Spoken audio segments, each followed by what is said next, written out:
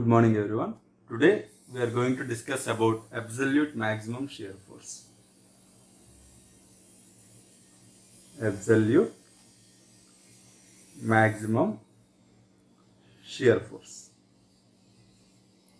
Okay, when it comes to absolute maximum shear force, we need to calculate shear force that is maximum in the beam. Or in other words, maximum possible shear force in the beam. So if we take a beam like this, let this be A and B. Okay, so we have already calculated maximum shear force at a particular section C. Okay, but in absolute maximum shear force case, there will not be any section. We need to calculate maximum possible shear force.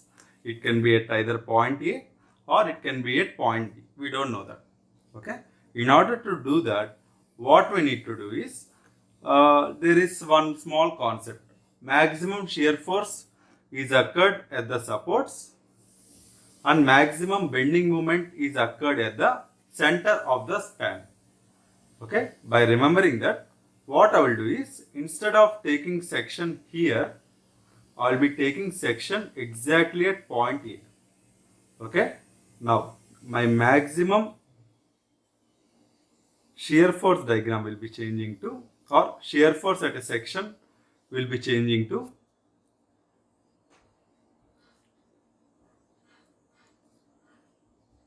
like this. Okay, now if I take the section at point B, okay, my shear force at a section diagram changes like this. Okay, so need not be confused anyway. Okay, I'll be showing you again. So let's take a small beam. Okay, let's this one be a B. Let's do a B and section at C. Okay, this is our shear force at a section. Okay, if I take the section at here, my shear force will be like this. Okay, now if I take section at this point, my shear force at a section will be like this. Since I am taking at point A directly, okay,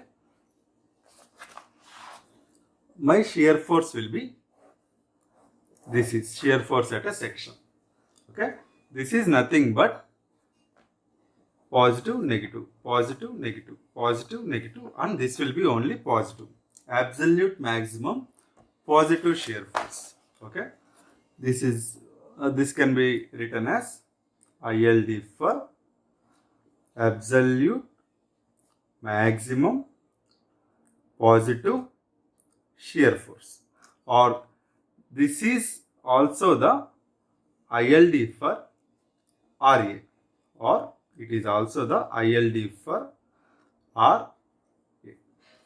Okay, now coming to here, it is in the negative direction. Okay, similarly this will be X by L, okay, or ILD for absolute maximum negative shear force. Okay, or we can also represent this as ILD for minus RB. Okay, RB's ILD will be in the upward direction. Since this is in the negative direction, it will be taking as minus RB. Okay, these are the influence line diagrams for absolute maximum shear force. Okay, there is one more method where we will be extending the curve from the shear force at a section. For that, let's take shear force at a section. Okay, let's take here the section, and this is, okay, this is plus minus, function of this is 1 minus X by L, and the function of this is X by L. All we need to do is extend this up to here. Okay, and extend this up to here. Okay, this portion is called as ILD for absolute maximum negative shear force. Okay, and the top portion is called ILD for absolute maximum positive shear force. Okay, 1 minus x by L and x by L are the functions of RA and RB. Okay, now coming to the maximum bending moment.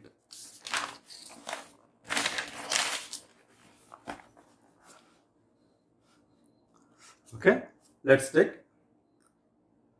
absolute maximum bending moment. Okay, we already know that maximum bending moment occurs at the center of the span or near to the center of the span. Okay, A and B. Let this be section C, which is near to the center. Let this be A and B. Okay, there is nothing changed in the absolute maximum bending moment. Simply draw the bending moment diagram or influence line diagram for bending moment, and this will be AB by L. Here A is equal to B. A is almost equal to B. That depends on the problem. Okay, the whatever problem we are taking, this condition depends on the problem.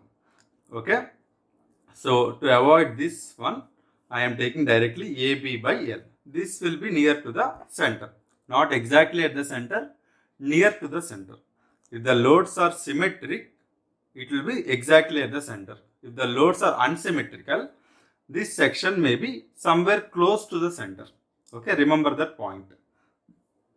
This is nothing but ILD for absolute maximum bending moment. Okay, so I am telling you one more thing. Just remember carefully. Absolute means maximum possible shear force or bending moment. Okay, this is called as absolute maximum shear force or absolute maximum bending moment. Okay, that is our concept for today. Okay, if you are having any doubts, you can post in the comment section. I'll be clarifying them in the comments itself, or I'll be making another video for you. Okay, thank you guys. Let's meet in the next lecture.